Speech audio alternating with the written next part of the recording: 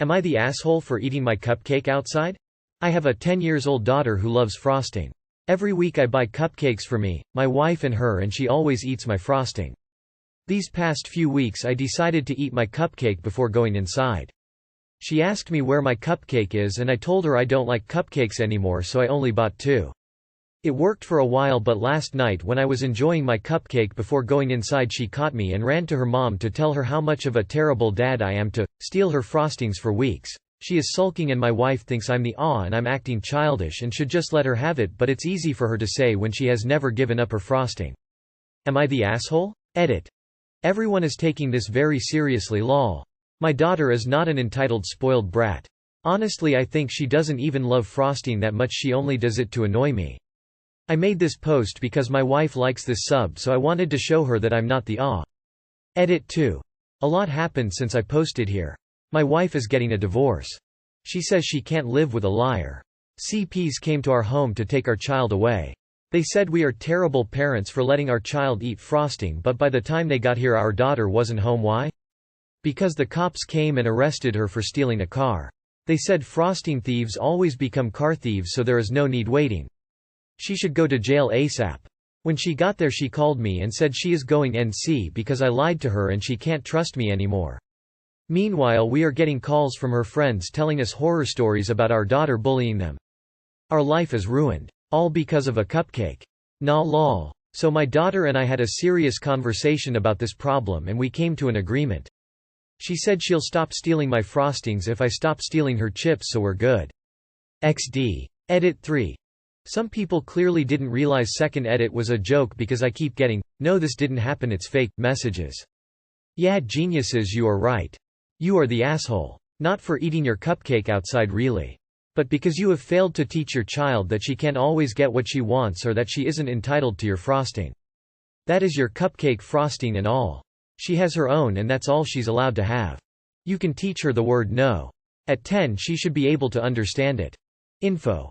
Have you ever heard of the word no? You are the asshole for not teaching your daughter that she doesn't always get what she wants and demands.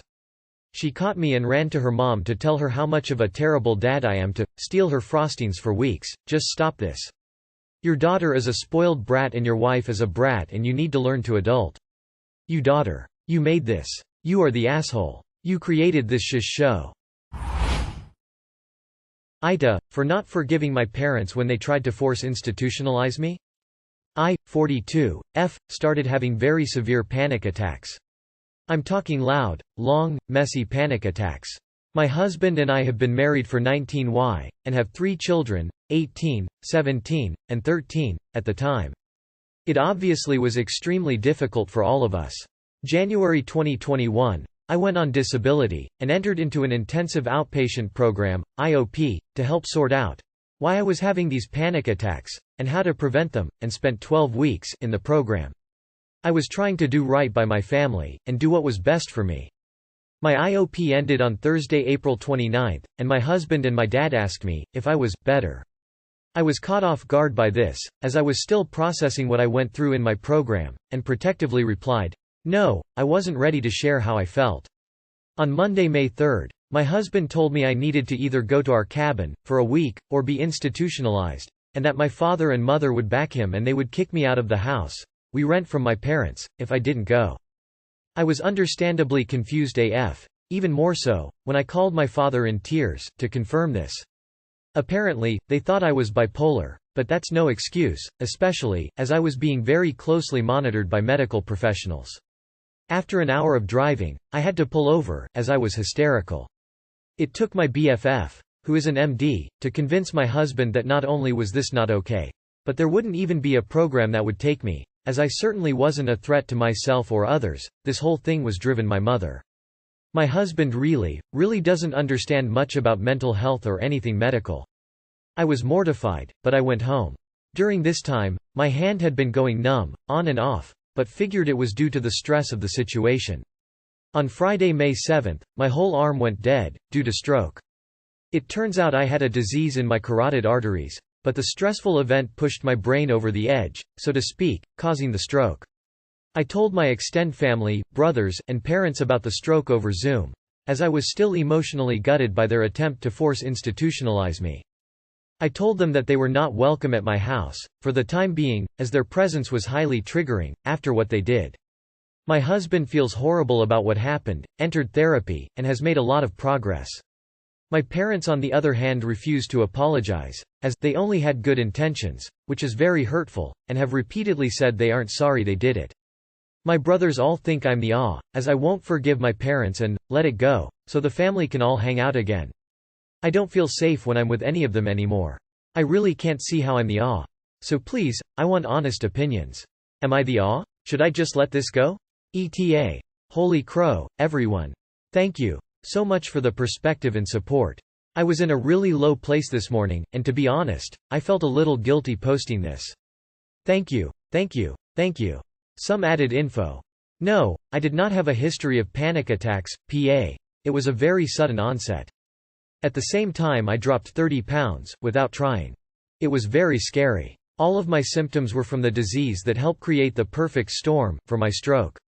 No amount of meds or therapy could fix it, as it wasn't actually a mental health problem. It is now, though, after what my family put me through.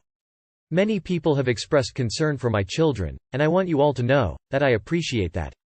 I promise I tried to keep them as far away from my paw as possible. I would isolate in the bathroom, and scream into a pillow. It would often get to the point that I couldn't feel anything around me, and they were terrifying, for me, and the rest of my household. My mother called CPS, again because she thought I was manic, and CPS saw that we were literally doing everything we possibly could, given the situation. They were very kind and supportive. The worst things in the world are done with the best of intentions, Dr. Alan Grant. Not the asshole. Not the asshole. You can't forgive people who never ask forgiveness. Am I the asshole for going to a family wedding my brother wasn't invited? I am 4 years older than my brother Mark. I never got myself into trouble and was always a great student. I graduated and found myself a great job, a loving wife and all I've dreamed of. Mark is doing good, all things considered, but he sure went the long way.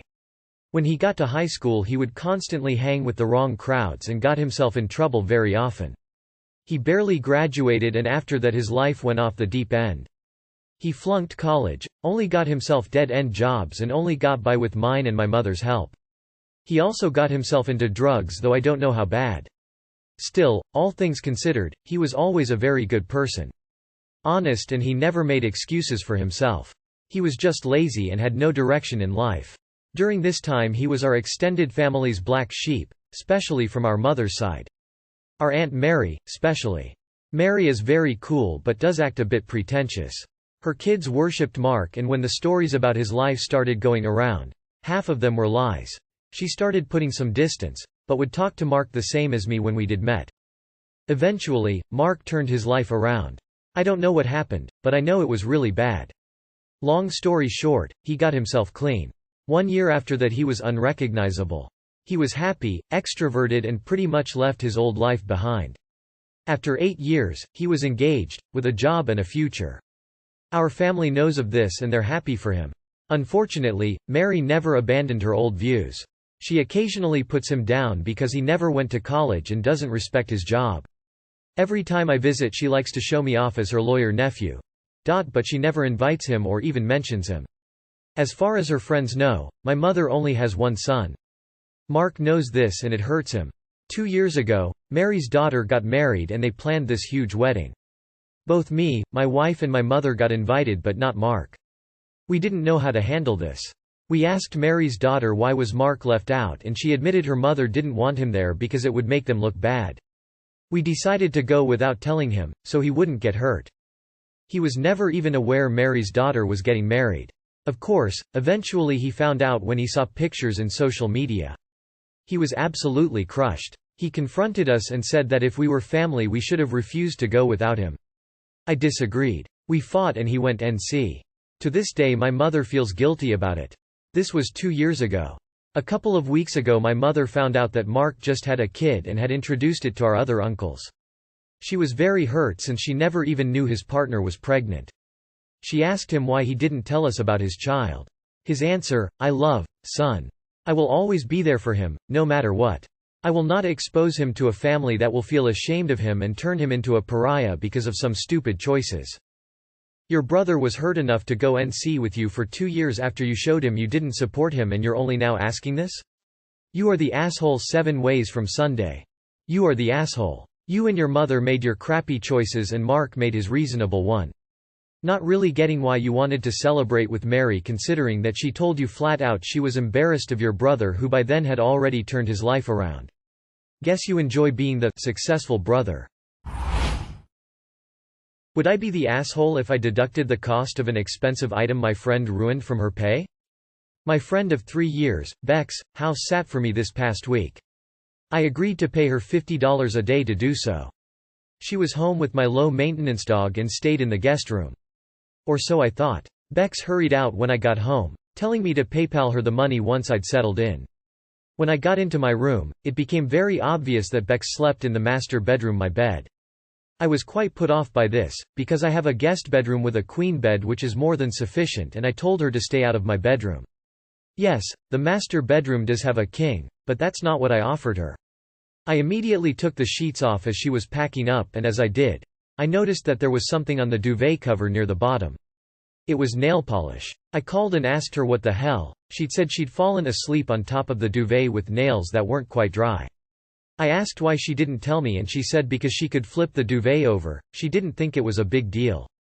It is true the duvet has 2 good sides, but now my duvet has a bunch of red nail polish on it on one side.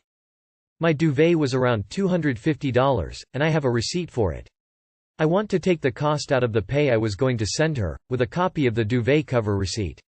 I told Bex I didn't think it was fair for me to pay the full house sitting rate, $350, when she had ruined something expensive of mine, $250, in an area I'd set as off-limits, my bedroom. She says this was a risk I took having someone stay in your home, and she really can't afford to have me underpay her, and she even said that she would tell our mutuals I had stiffed her if I don't pay her the full amount. I told her I felt I was only obligated to pay her $100, $350 minus the $250 duvet, and she told me to fuck right off and to think carefully about my choices and hung up on me. Personally, I would cover the duvet cost if she had wrecked my guest suite's duvet. That one was $75, and it's where I told Bex to sleep. But she ignored me, slept in my bed, and ruined my stuff, without my permission to be there. She wrecked my duvet cover she should have been nowhere near. I will absolutely never have Bex house-sit again. She also smoked pot in the house. I have a covered patio with a sofa and it was nice weather all week. And she never walked my dog. The doorbell camera never has her leaving with the dog. I don't think I really want to be her friend after this, so I wonder if that's biasing me and not wanting to pay her in full after she wrecked my duvet. So, would I be the asshole if I deducted the duvet cost from her pay? Update? Cast. Bex, rude housesitter. Andrea, Bex's older sister. Mimi, friend. Jer, friend, gay guy. Felix, friend, bi guy. Dana, my dog. Bex confronted me in the group chat early this morning asking when I was going to pay her, and if I was going to screw her on payment. Right out of the gate, really aggressive. Her sister Andrea then chimed in that I had said I was going to stiff Bex for part of her house-sitting payment because Bex had an understandable accident in my house and I was punishing her for her clumsiness. I was asleep during all of this early morning messages. But our mutuals in the group chat, Mimi, Jer, and Felix, asked what was going on. People knew Bex was watching my dog Dana, so Bex just elaborated that she accidentally spilled a little bit of nail polish on my duvet cover and now I'm charging her for the entire expensive duvet which was most of her pay. Bex then went on to elaborate that I have more money than her. This is a clear case of me using my power and privilege to discriminate against someone with less than me. I'm rolling my eyes so much at this point. I just wanted her to have not wrecked my stuff in an area I told her not to go.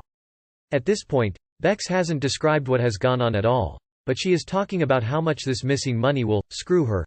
Mimi asks if the duvet cover is permanently ruined, and Bex says she just flipped it over.